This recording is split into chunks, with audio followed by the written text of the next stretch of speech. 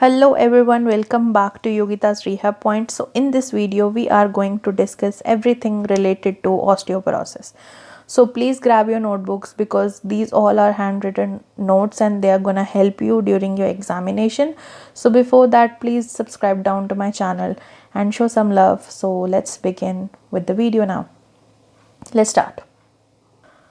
So basically osteoporosis is most commonest metabolic bone disease in which you will see the reduction of the bone density, along with that the decreased bone mass. And the one more thing you will notice is that the bone resorption is exceeds than the rate of bone formation. So basically the bone reabsorption or the bone density reduction is more than the bone formation. So now look at the causes. So in the causes, mostly in males you will see the major cause is senility, and in the females you will see the major cause is menopause. So other causes are also there, so let's discuss them. So basically age is the cause. During the at certain age the bone formation decreases, so osteoporosis may happen. And endocrinal cause due to several diseases such as hypothyroidism, Cushing syndrome, Cushing disease, osteoporosis can also be um, and drug included such as steroid therapy. So if the patient is on long-term steroid therapy, osteoporosis can happen to them. And post immobilization, so bedridden patients can also suffer from osteoporosis. And protein deficiency, if due to dietary causes as well, like such as malnutrition and malabsorption, excess protein loss, osteoporosis can also seen. And post menopause also a major reason of osteoporosis. So in the clinical feature you will see that the patient will complain that they get easily fatigued, and also there is pain in the dorsolateral spine. Along with that it is mostly asymptomatic until unless the patient doesn't show any kind of complication, and it will leads to loss of strength due to the reduction of the bone mass. And also you will see the major location is dorsolateral spine. As I said, the patient can complain about the pain in the dorsolateral spine, and there can also be any underlying fractures such as cause fracture or fracture at the neck of the femur. So these all are the clinical features. On examination you will see the loss of the height and also increased kyphosis. So let's look at the radiological features. So this is the x-ray of senile osteoporosis. So basically it's the lateral view of the spine, and you can see osteoporosis of the dorsolateral spine.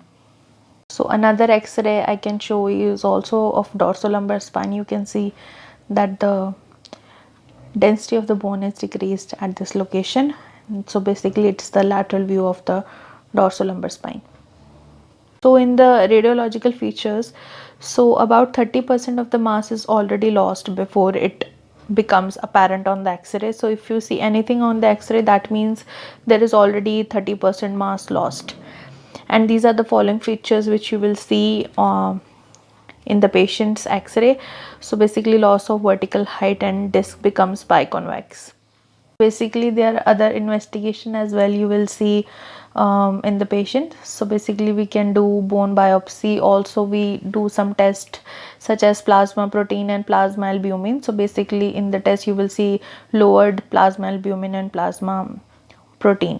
Along with that nutrient activation analysis done to measure the activity of calcium in the bone. And densometry is also done. It's of two types, ultraviolet based and x-ray based. So let's look at the treatment now. So basically the treatment is of two types, medical and orthopedic.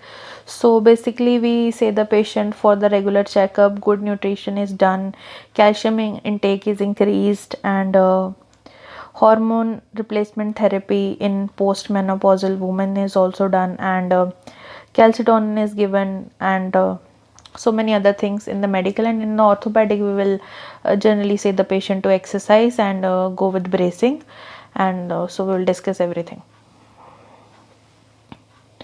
So firstly, high protein diet is given to the patient to help to increase the organic matrix of the bone.